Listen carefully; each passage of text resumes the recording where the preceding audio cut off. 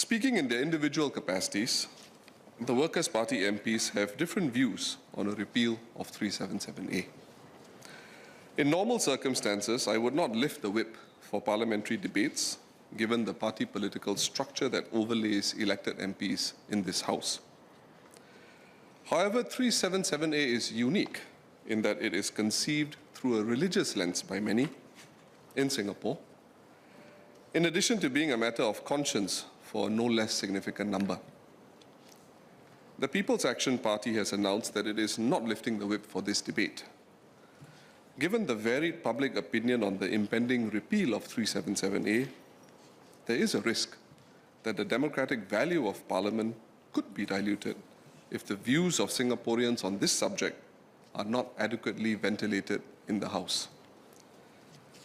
Not lifting the whip would deny Workers' Party MPs not in favour of a repeal of 377A the opportunity to vote freely, and in doing so, to also represent Singaporeans who see this issue as a matter of deep religious belief and conscience.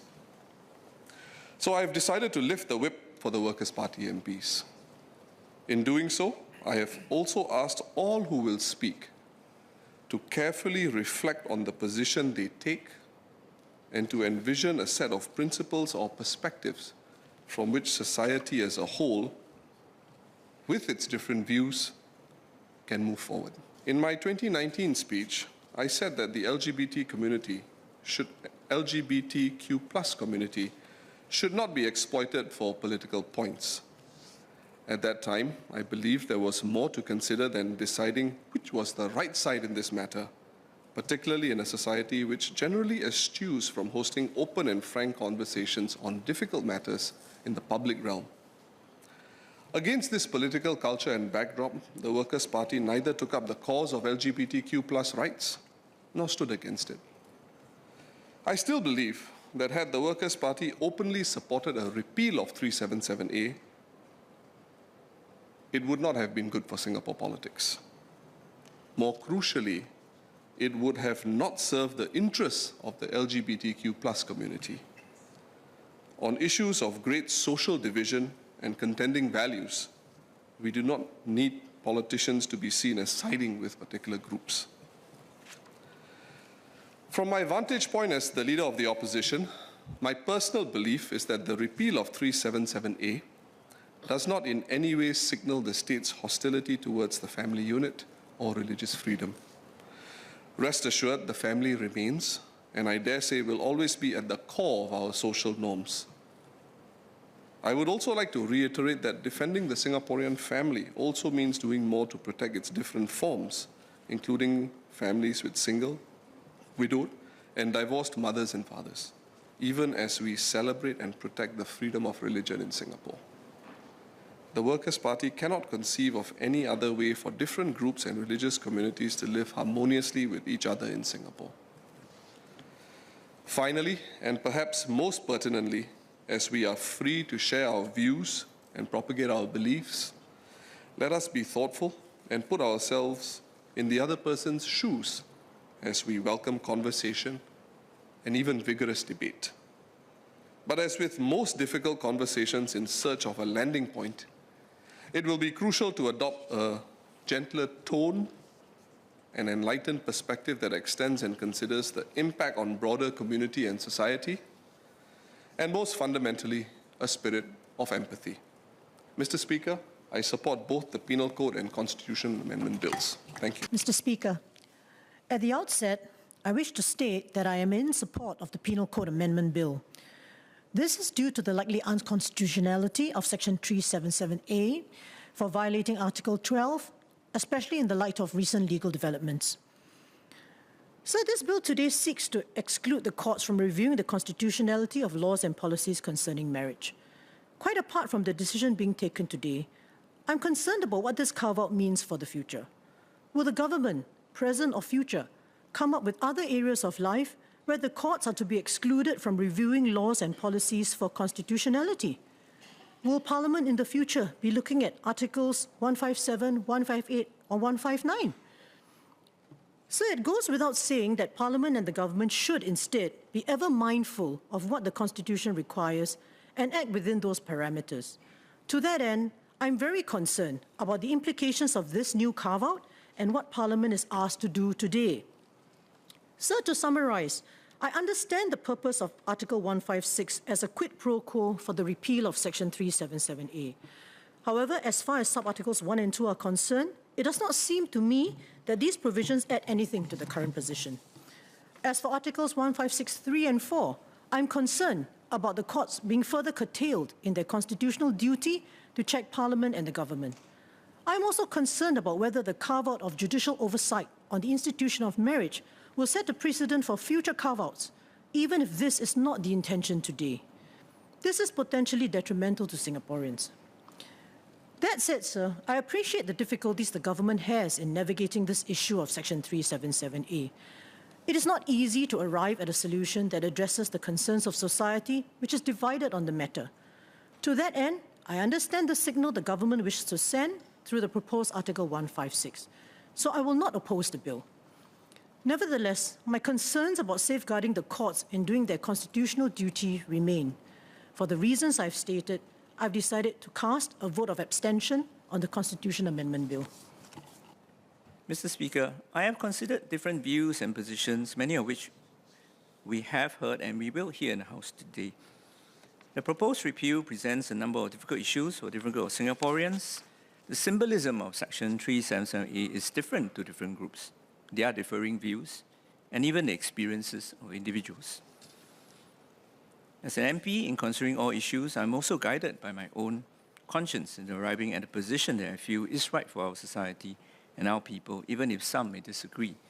Even as I do my best to analyze the issues for different segments of our population and my constituents, for reason of my own conscience, as guided by my own faith and beliefs, I find it difficult to support the repeal of Section 377A. Mr. Speaker, before I close, I'd like to thank many of my constituents and many Singaporeans who wrote to me and who spoke to me about the proposed repeal of Section 377A, including both the groups who support the repeal and those who object to the repeal. I also like to seek the understanding of my constituents and Singaporeans who may not agree with my decision. The position I take today does not change how I treat all my constituents and all Singaporeans. I will continue to serve all my constituents to the best of my ability. Moving forward, I hope for greater understanding between those who share different views on LGBT and greater tolerance of different views. We may not always agree with each other on every issue, but we can and should agree to disagree. We should still love and respect each other, no less as fellow human beings. And I hope that there will be more dialogue between those who share different views, so that there may be a better understanding and less polarization. Mr. Speaker, I oppose the Penal Code Amendment Bill, but will support the Constitutional Amendment Bill. Thank you. Mr. Speaker, so I'd like to move on to my own view on repealing 377A. I support the repeal, but my own view is that the law has no place to intervene in private behavior among truly consenting adults, provided there is no other public consequence thrown up. No doubt the current government has declared that it will not proactively enforce 377A, and the Attorney General has said that the public prosecutor will hew to this. But this leaves the door open to a future government and AGC to reverse its stance. More importantly, such an approach to the law, in my mind, places too much power in the hands of the government and AGC to decide what laws should be enforced and what laws should absolutely not be enforced. It leaves too much to prosecutorial discretion and too little to the rightful province of Parliament in making these laws and the courts to interpret them. To keep a law that has a serious impact on the lives of many Singaporeans on the basis that it is a marker but will not be enforced by the current government is not, in my opinion, how we should go about making good. The Workers' Party Chair, MP Ms. Sylvia Lim, has made some important arguments about why this amendment is unsatisfactory, in a sense redundant, and sets a bad precedent. I agree with the points she has made, which come from a good lawyer's understanding of constitutional law, and I say this as a non-lawyer. Nevertheless, as a legislator, I believe that the amendment does signify a correct principle, one I agree with, and I believe that it is a useful signifier to establish. However imperfect the mechanism and wording of it may be on grounds of legal scholarship. So I support it on that basis. It is important to me, and the example that I set for my children, that I hold fast to the values that I have established to be true, without wavering because of political headwinds. While some, especially those in the LGBT community, and many of my friends, residents, party members, and volunteers may strongly disagree with my position, I hope that they will accept that these are my sincerely held values, which I am trying my best to uphold. My vote is not an attack on their values, nor a diminishing of their humanity in any way. Some have criticized me for allowing my faith to inform my vote in Parliament, arguing that the two should be kept separate. However, what one member, informed by their faith and conscience, believes to be in the best interest of the country in some issues may differ from what another member believes. While we may disagree on some issues, there are so many other issues that we agree on and can work together to advance. We do not need to descend into labeling, name-calling, or questioning the worth of our fellow human beings. Instead, we need to open up spaces for our people to hold different views at work, in schools, and even within families. By looking beyond our differences and working together on what we have in common, we will build that better society we all aspire towards. Mr. Deputy Speaker, I will vote against the Penal Code Amendment Bill and vote for the Constitutional Amendment Bill. Mr. Speaker, as members of Parliament, I believe that it's paramount that we carry out our duties of representation faithfully, echoing to the best of our ability the views of the majority of our constituents, even when this position may differ from what we individually may hold. It is in this light that I see a vote in favor of a constitutional amendment that codifies the institution of marriage as a reflection of the conversations I've had with my many diverse constituents on this matter. The way I see it, the repeal of 377A is the way that our society respects these individual rights, while enshrining the institution of marriage within the Constitution is how we respect the values of the majority. Hence, the decision we make today is not solely about a political compromise, as so many have suggested.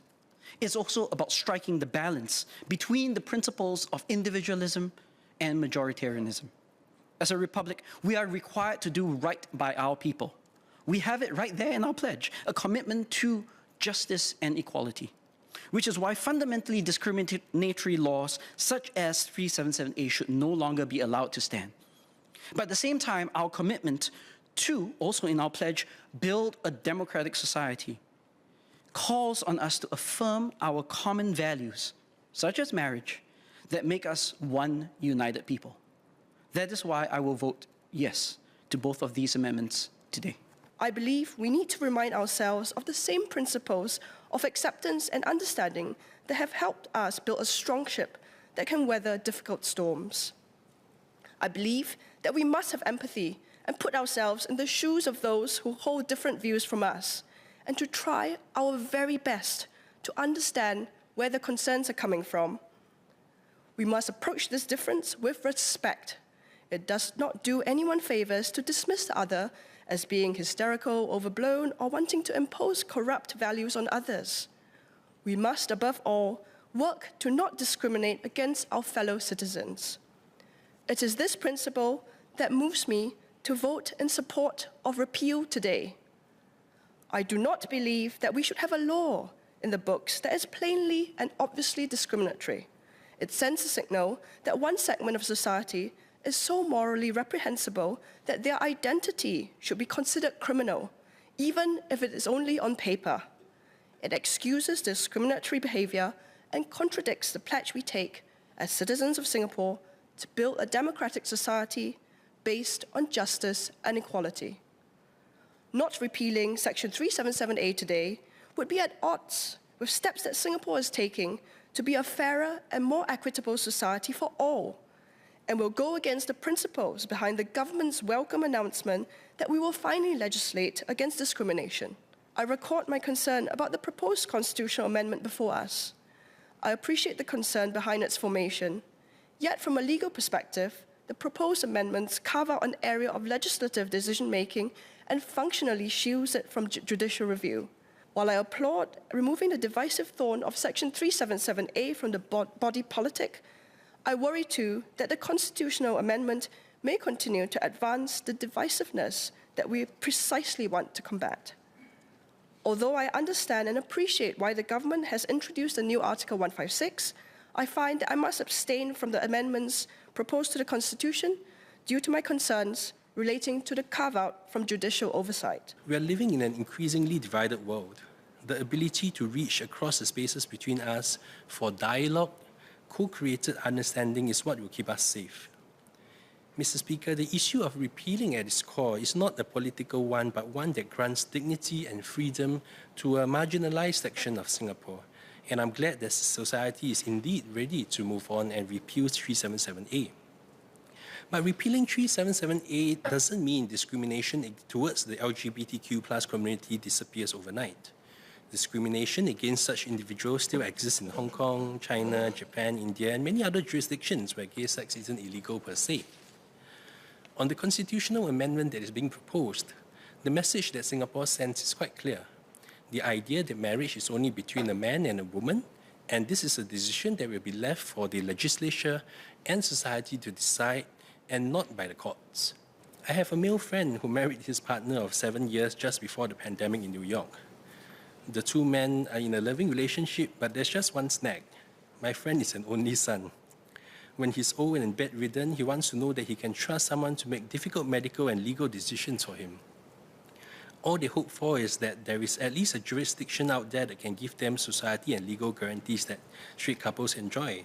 That is why he married his partner, even though he knows that their marriage is not recognized in Singapore. I support the repeal of 377A and the constitutional amendment bills.